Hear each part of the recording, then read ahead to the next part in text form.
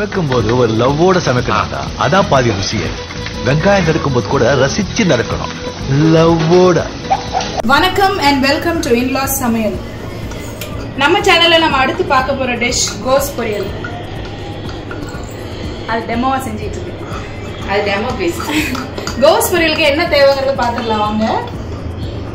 கடுகு உளுத்தம்பருப்பு தாளிக்கிறதுக்கு, கருவேப்பிலை கொஞ்சம், ஒரு வெங்காயம் பொடிசா கட் பண்ணியிருக்காங்க, 4 பச்சை மிளகா நீட்டா கட் பண்ணியிருக்காங்க, ஒரு பாதி கோஸ் எடுத்திருக்காங்க பொடிசா கட் பண்ணி, அரை தேங்காய், மஞ்சத்தூள், எண்ணெய் தாளிக்கிறதுக்கு. வாங்க எப்படி ப்ரிப்பேர் பண்றதுங்க பார்க்கலாம். தேவையான அளவு கொஞ்சம் எண்ணெய் சேர்த்துப்போம்.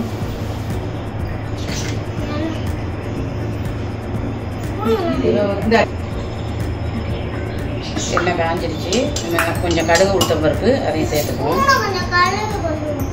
அம்மே சொல்லுது இல்லை எடுப்பா. அதுவும் என்ன மாதிரி சமையல் பண்ணிட்டு இருக்கு. கடுகு பொரிஞ்சிருச்சு. கொஞ்சம் கருவேப்பிலை அதையும் சேர்த்துக்குவோம். கருவேப்பிலை பொரிஞ்சிட்டு வருது. நம்ம ஒரு 4 பச்சை மிளகா கட் பண்ணி வச்சுக்கோம். நம்ம காரத்துக்காக பச்சை மிளகா.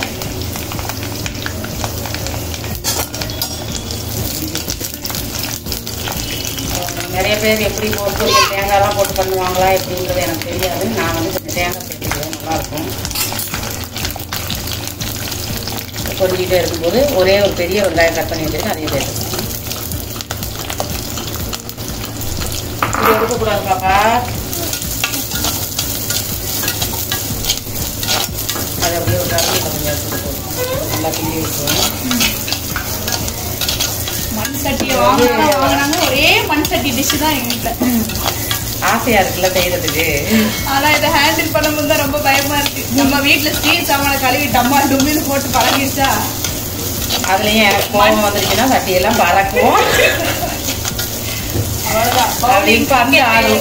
ஃபுட்பால் எல்லாம் நடக்கும். நல்லா இருக்கிற சட்டியெல்லாம் தெளிச்சு வச்சிருவேன். கோபம் தான் அதிகமா எங்க வீட்டுல சட்டி தட்டெல்லாம் உடஞ்சிருக்கு. காரணமே எங்க மாமியார் தான். நம்ம இப்போ வந்து அதை வதங்குறதுக்கு கொஞ்சம் உப்பு சேர்த்துக்கிடுவோம். ஒரு ஸ்பூன் உப்பு. மண்டையிலே கொட்டு. மண்டையில ஏன் கொட்ட சேர்த்துக்கிடுவோம். சுத்தமாக முடித்தனா சேர்த்துருவோம். நொட்டப்பல் கண்டுபிடிக்கிறாங்க பாருங்க. 2 பேரும் புருஷன் பொண்டாட்டி 2 பேரும், என் மகனும் மருமகளும். இப்போ மஞ்சள் பொடி சேர்த்துக்குவோம். பேசி பழகுங்க. மஞ்சள் பொடி சேர்த்தாச்சு. நீ என்னம்மா பண்ணிட்டு இருக்க? யாரு? ஏன் பேசி அங்க டெமோ பண்ணுறாங்க. வெங்காயம் எல்லாம் வந்து நல்லா பொரியணும், பச்சை மிளகா நல்லா பொரியணும்னு ஒன்றும் அவசியம் இல்லை. இதோடையும் சேர்த்துக்கிட்டேன். இப்போ வந்து இந்த கோஸை சேர்த்துக்கிடுவோம் தான் சொன்னேன். சரியா? சேர்த்துக்குவோம். சேர்த்துக்குவோம். ஓகேவா? இப்போ நல்லா கிளறி விட்டுடுவோம். திருப்பி அந்த மாதிரியே வருது. என்ன பண்றதுன்னு தெரியலையே. என் நாக்கை என்ன பண்றதுன்னு தெரியலையே. இதுக்கெல்லாம் ரம்பையெல்லாம் ஆட் பண்ணக்கூடாது. நான்வெஜ். நீ என்ன ரொம்ப பைத்தியமா இருக்கு. ஒரு ரம்பையை கொண்டாந்து நாகப்பட்டினத்துல இருந்து ஒரே ரொம்ப கோளாறாக தான் இருக்குது. கொஞ்சம் நல்லா வதங்கணும். மீன் குழம்பு வச்சுட்டா நான் எப்பவும் ஏற்கனவே நாங்கள் ஒரு வீட்டில் இருந்தோம். இப்போ புதுசாக ஒரு வீட்டுக்கு வந்திருக்கிறோம். ரொம்ப குளருது. என் மாமா முறைக்கிறானே. அவன் வீடியோ எடுத்தாலும் எடுத்தான், என்னைய முறைச்சிக்கிட்டே இருக்கானே. பயமாலாம் இருக்கு. நல்ல ஒரு இது எனக்கு பிடிக்கும். என்னன்னா கோஸ் வந்து மீன் குழம்பு கறி குழம்பு வச்சுட்டோன்னா கோஸ் பொரியல், அதே மாதிரி கீரை. சிரிக்காதடா, ஏடா சிரிக்கிற? பயமா இருக்குடா, பயமா இருக்குடா. நீ முறைச்சாலே பயமா இருக்கு. என்ன உங்க அப்பா எப்படி முறைச்சிட்டு ஃபர்ஸ்ட் ஃப்ளோருக்கு போகுது போடுவோம். கொஞ்ச நேரம் வதங்கட்டும். அது வதங்கி அதெல்லாம் போட்டு வேகணும். என்ன சொல்றதுன்னு தெரியல. திருச்சிட்டே எல்லாம் ஆடிட்டே இருக்கு டேரக்டர் சார். இது மூடி போட்டு மூடணும் அப்படின்னு எல்லாம் தேவையே கிடையாது. அப்படியே நம்ம வதங்க விட்டுடலாம். நல்லாவே வதங்கிடும். போமா இது வேக 2 நிமிஷம் கேப்ல டைரக்டர் சார் லெமன் ஜூஸ் குடிச்சிட்டாரு. லெமன் ஜூஸ் அவர் குடிச்சிட்டாரு. செய்யற நம்ம வந்து பச்சை தண்ணி கூட குடிக்கல. ஐஸ் வாட்டர் வேணுமா? ஐஸ் வாட்டர் தான் அதை கூட பயந்து தான் சரி அத்தை, குடிக்க. இப்போ அந்த மீன் குழம்புக்கு கோஸ் பொரியல் தவிர்த்து வேற என்ன சைட் டிஷ் நல்லா இருக்கும்? பீன்ஸ் கேரட் பொரியல், பீட்ரூட் பொரியல். பீட்ரூட் பொரியல் வந்து தேங்காய் போட்டால் நல்லா இருக்காது. அதுக்கு வந்து மிளகு தூள் ஜீரகம் அதெல்லாம் போட்டு செய்யணும். அது ஒரு வீடியோ நம்ம போடுவோம், மக்கள் பார்த்து அந்த மாதிரி செஞ்சு சாப்பிடட்டும் இல்லையா? ஏன்னா நிறைய பேர் குழம்புவாங்களா, ஒரு குழம்பு வச்சுட்டா கூட சைட் டிஷ் என்ன செய்யறதுன்னு தெரியாம. அதாவது பீட்ரூட் பொரியல் வந்து மிளகு ஜீரகம் மஞ்சள் இல்ல வீட்டுல ஒண்ணுமே இல்லையா, ஒரே ஒரு அப்பளம் பாக்கெட் வாங்கி அப்பளத்தை போட்டு சாப்பிடுங்க. மீன் குழம்புக்கும் அப்பளத்துக்கும் சூப்பரா இருக்கும். இது ஒரு அப்பளம் பிரியர். ஒரு தடவை அப்படிதான் அப்பளம் பொரிச்சிட்டேன். தெரியாதனமா எத்தனை அப்பளம் வேணும்னு தான் கேட்டேன். 5 அப்பளம், ஒரு ஆளுக்கு 5. அது 5ஆன்னு கேட்டுட்டேன் நான். கேட்டோடனே என் மருமகன் என்னத்த 5ஆன்னு கேட்குறீங்க? எனக்கு 5 பெருசா தெரிஞ்சிச்சு. அப்புறம் பழகிக்கிட்டேன். ரைட்டு, ரொம்ப அப்பளம்னா ரொம்ப பிடிக்கும் போல இருக்கு இந்த பிள்ளைக்கு அப்படின்னு. அதனால அப்பளம் பொரிச்சேன்னா போடும் போது இவ்வளவு வந்துச்சு, மறைஞ்சிருச்சுல்ல. இப்போ தேங்காய் போட்டோன்னா அப்படியே பொழிஞ்சிரும்.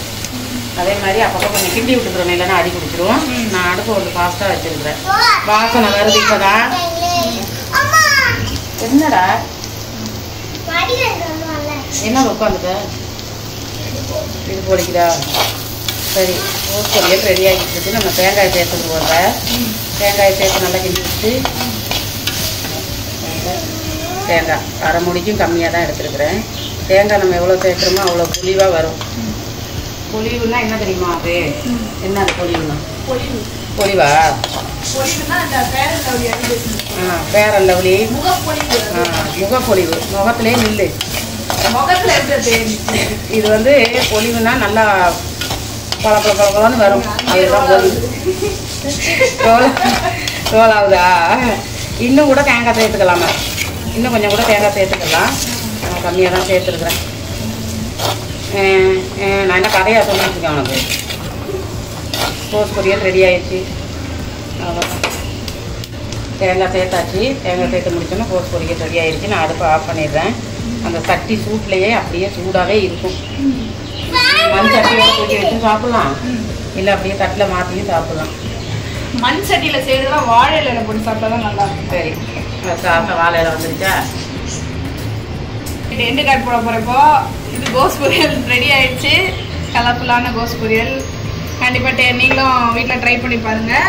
இது வந்து மீன் குழம்பு மட்டும் கிடையாது, சாம்பார், ரசம் அந்த மாதிரி எதுக்குமே இந்த கோஸ் பொரியல் ரொம்ப டேஸ்ட்டாக இருக்கும். கூட சாதத்தில் வெறுசாவே போட்டு பெருசெஞ்சு சாப்பிடலாம். ஆமாம், இதை வந்து வீட்டில் வந்து அவங்க பேர பிள்ளைகளுக்கு சொல்லி ஏமாற்றி கொடுக்குறது. சாப்பிட்டா வந்து கலர் ஆகும், ஃபேஸ் கலர் ஆகும் அப்படின்னு அந்த நம்பிக்கையில் வந்து பிள்ளைங்க சாப்பிடுவாங்க. அப்படி ஆமாம், காய் பொரியல் எல்லாம் கொடுத்தா அப்படி சொல்லி கொடுத்தா தான் சாப்பிடுவாங்க. ஆனால் நல்ல ஹெல்த்தியான ஒரு டிஷ்ஷும் கூட. கண்டிப்பாக இந்த இதையும் ட்ரை பண்ணி பாருங்க. வீட்டில் ட்ரை பண்ணிட்டு எப்படின்னு சொல்லுங்க. நம்ம சேனலை புதுசாக பார்க்குறவங்க கண்டிப்பாக இன்லாஸ் சமையல் சப்ஸ்கிரைப் பண்ணுங்க. அடுத்த ஒரு நல்ல வீடியோட உங்களை மீட் பண்ணுறோம். பாய் பாய். சமைக்கும் போது ஒரு லவ்வோட சமைக்கணும்டா, அதான் பாதி ருசியே. வெங்காயம் நறுக்கும் போது கூட ரசிச்சு நறுக்கணும், லவ்வோட.